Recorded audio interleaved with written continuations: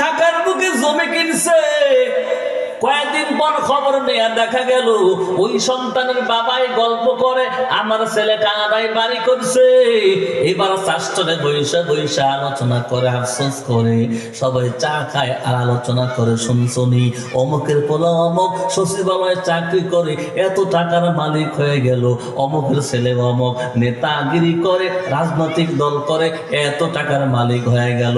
ওদের কপালটা কত ভালো, ওর জীবনটা বড় সফলতার উচ্চ শিখরে পৌঁছে গেছে। এইভাবে আমরা কিন্তু চাষটনে বৈশা গল্প গুজব করি, আওয়াজ করে সত্য কথা বলেন, করি কি করি না? কথা কন, করি কি করি না? আফসোস করি, হায় হায় ইসরে যদি আমি এরকম হইতাম। আল্লাহ পাক ডাক দেখো, ইমানদার বান্দারা শুনো, যেভাবেই হোক টাকাওয়ালা হইছে, নাটোরের জায়গা কেনার নাম কামিয়াবি নয়। ঢাকার বুকে ফ্ল্যাট কেনার নাম কামিয়াবি নয়। কানাডায় জায়গা কিনলে কামিয়াবি হইতে পারে না। 5টা ট্রাকের মালিক হইলে কামিয়াবি হইতে পারে না। 10টা ইন্ডাস্ট্রির মালিক হইলে কামিয়াবি হইতে পারে না। আল্লাহ তাআলা ডাক দেখো, এই বান্দা, কামিয়াবি আসলে টাকার নাম না, কামিয়াবি গাড়ির মালিকের নাম নয়, কামিয়াবি জমিদার এর নাম নয়, কামিয়াবি হইল 2 বস্তুর নাম। আল্লাহ ডাক দেখো, এই বান্দা, যেই দিন তোমার মরণ হবে, 3খানা কাফনের কাফন পেঁচাইয়া 4 জন কাদের উপরে উঠাইবে, কাঁধে করে নয় অন্ধকার কবর রাখবে। ওই কবরে যাওয়ার সময় যদি ঈমান আর আমল সাথে নাও, তুমি হলো দুনিয়ার সবচেয়ে সফল কামী। আল্লাহু আকবার ধরে কোন হাকিকত সে তু দুনিয়া বে খবর হ্যায়, দুনিয়া কি নুমাইশ পর নজর হ্যায়, নমি গোয়া কে আজ দুনিয়া জুদা বাস, বহর হালে কে বাসিবা খোদা বাস। এই জন্য আল্লাহ তাআলা কোরআন কারীমের মধ্যে ডাক দিয়ে বলেন, বান্দা, যার মধ্যে ঈমান আছে, বিশুদ্ধ ঈমান আর নেক আমল, ভালো আমল আছে, ওই ব্যক্তি হলো সবচাইতে বড় কামিয়াবি। ও মুসলমান ঈমানদার, আল্লাহ তাআলা ডাক দেয়, কয় যালিকাল ফাউজুল কাবীর। আমি আল্লাহ ঘোষণা করলাম, যে ব্যক্তি কবরে যাওয়ার সময় বিশুদ্ধ ঈমান সাথে নিয়ে গেছে, কবরে যাওয়ার সময় নেক আমল সাথে নিয়ে গেছে, আমি আল্লাহ বলে দিলাম ওই ব্যক্তি হলো সর্বশ্রেষ্ঠ কামিয়াবি। জোরে কোন সুবহানাল্লাহ। এই মুসলমান ভাই, এই দুনিয়ার কিছুই আমার সাথে যাবে না, বড় বাড়ি বড় গাড়ি কিছুই আমার সঙ্গে যাবে না।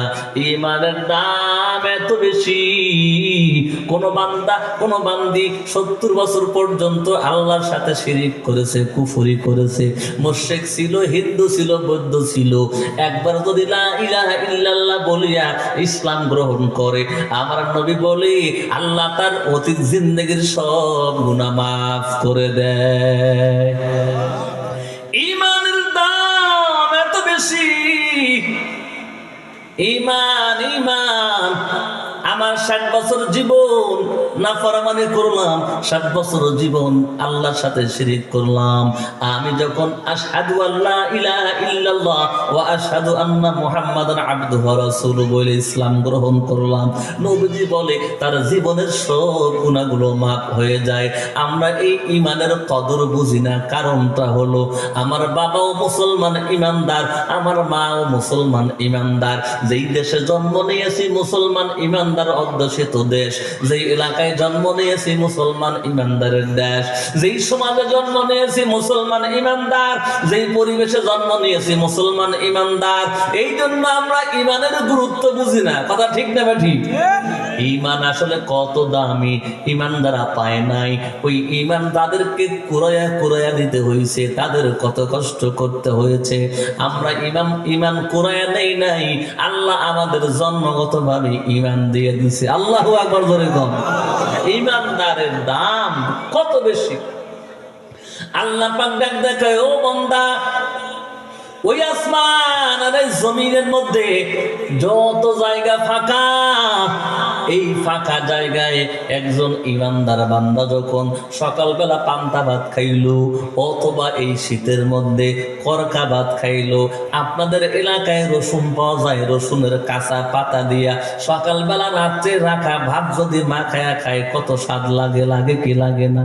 এই বান্দা শুনো, আমার আল্লাহ তাআলা বলে, আমার রসুল বলে দিয়েছেন, এই গরিব মানুষটা যখন সকালবেলা এই রাত্রের ভাতটা খাওয়ার পরে এক গ্লাস পানি খাওয়ার পরে আলহামদুলিল্লাহ বলছি, আসমান আর জমিনের সব ফাঁকা জায়গা আল্লাহ নেকি দিয়া ভরায়া দিছে ঈমানের কারণে। ঈমানদার কত দামি, ঈমান কত দামি এ মুসলমান ভাই।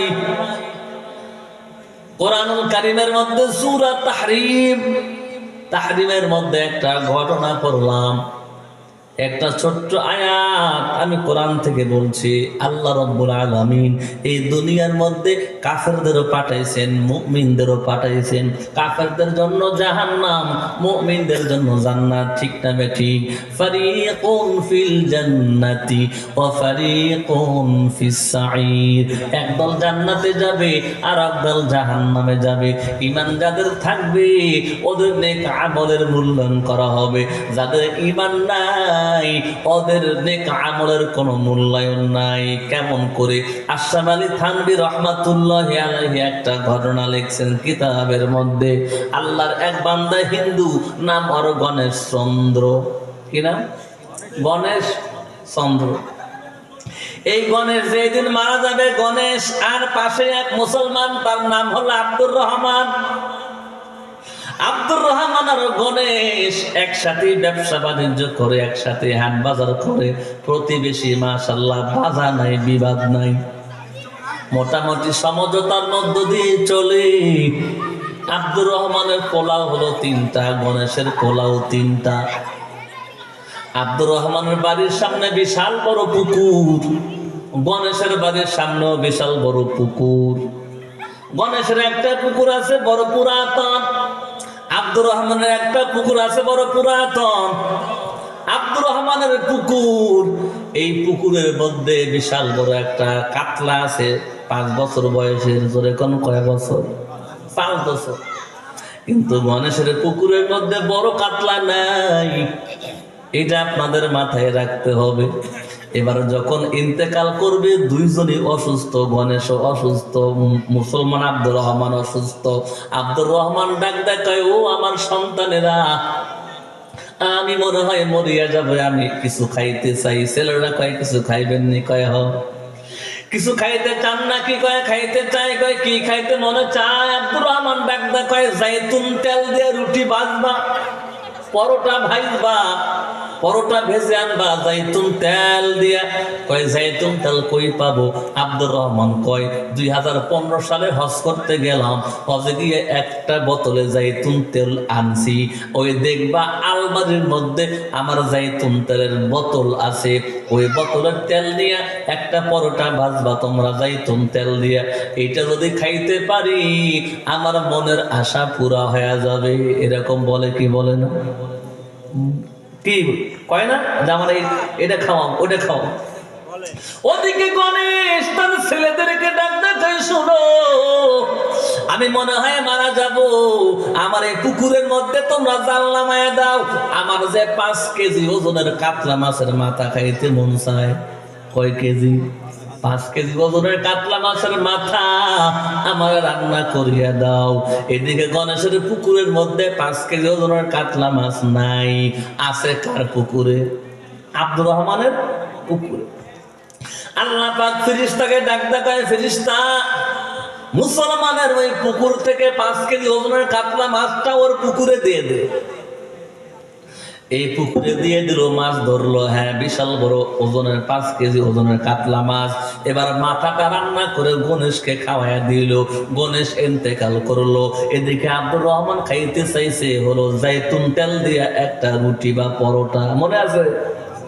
ওই আলমারি খুইলা তেল আনতে গেছে, তেল পারতে হাত থেকে পইরা বোতলটা ভেঙে মাটির মধ্যে তেল পড়ে শেষ।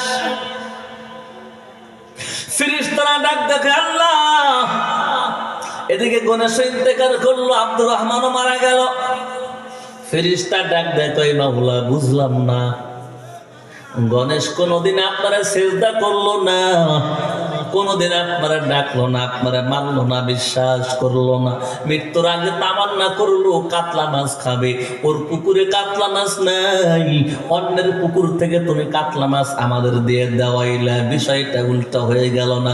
ওদিকে আব্দুর রহমান আপনার পায়ে খুদ্দতে পায়ে সেজদা করছে দৈনিক 5 বার, মক্কায় গিয়ে হজ করছে, ওর মনে একটা আশা ছিল জাইতুন তেলের রুটি খাবে, সেইটা তুমি খাইতে দিলা না, কারণটা কি?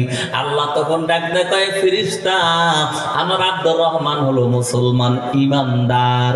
ইমানদার এত আমার, আমি আল্লাহ ইমানদারকে এত মহাব্বত করি, এত ভালোবাসি।